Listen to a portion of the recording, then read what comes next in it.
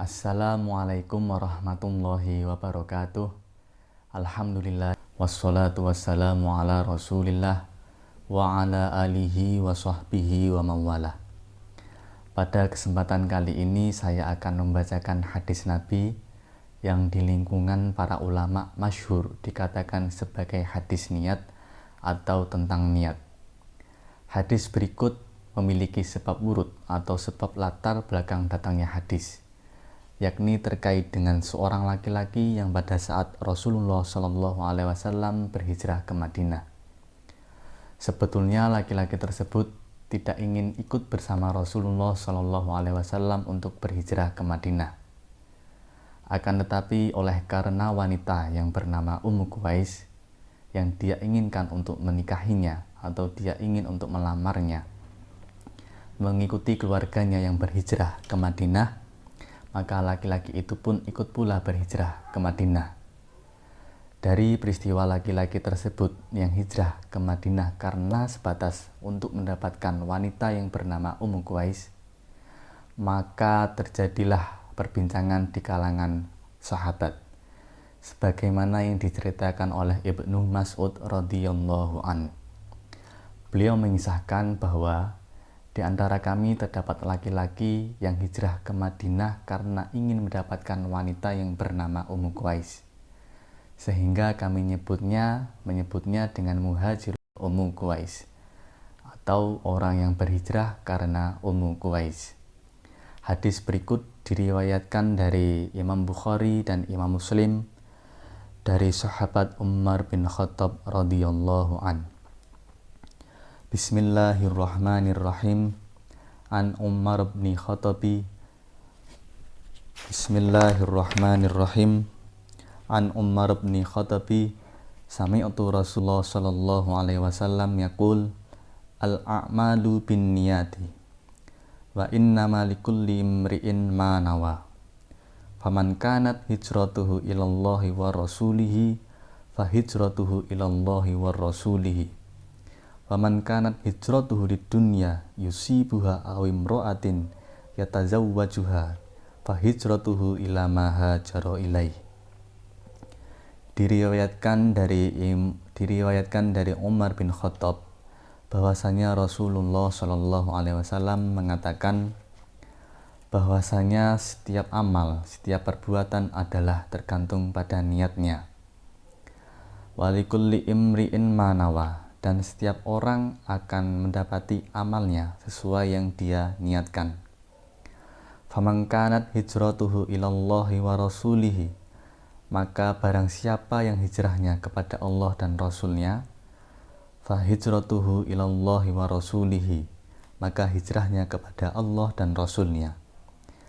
Faman kanat hijratuhu lidunya yusibuha aw imra'atin yatazawwajuha fa hijratuhu ila ma hajara ilaihi, maka barang siapa yang hijrahnya untuk kepentingan dunia yang ingin dia dapati atau untuk perempuan yang ingin dinikahinya, maka hijrahnya kepada apa yang dia niatkan. Hadis tersebut sekalipun sebab wurudnya atau sebab datangnya berkaitan dengan seseorang, akan tetapi karena di dalam hadis tersebut terdapat pernyataan Nabi yang umum sekali sifatnya, yaitu innamal a'malu binniyat wa innamal likulli imri'in ma nawa, bahwa setiap perbuatan, setiap amal tergantung pada niatnya, dan setiap orang akan mendapati amalnya sesuai yang dia niatkan.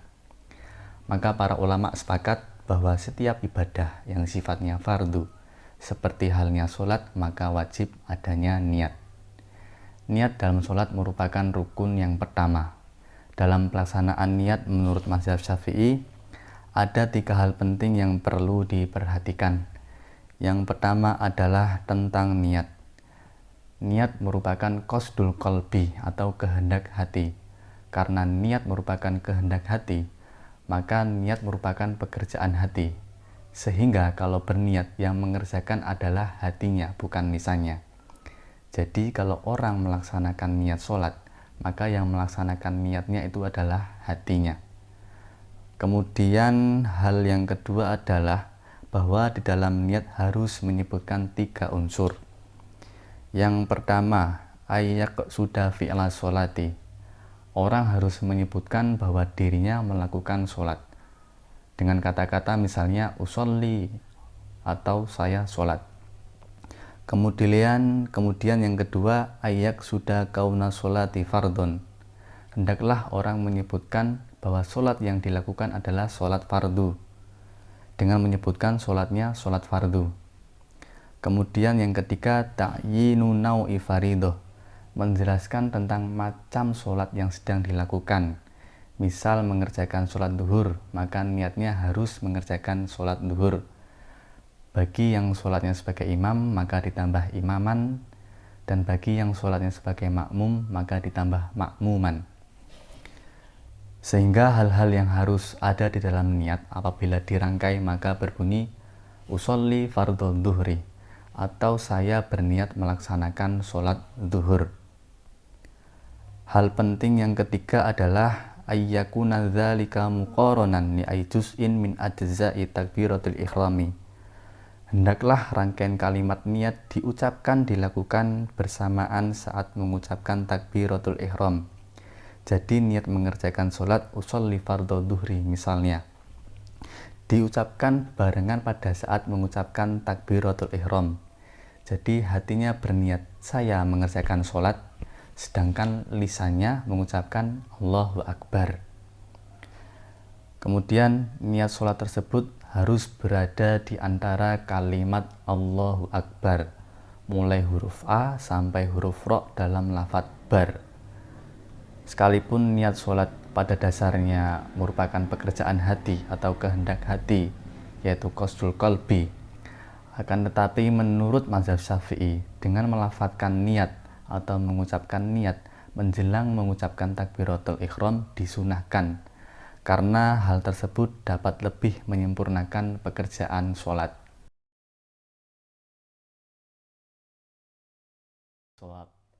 Wassalamualaikum warahmatullahi wabarakatuh.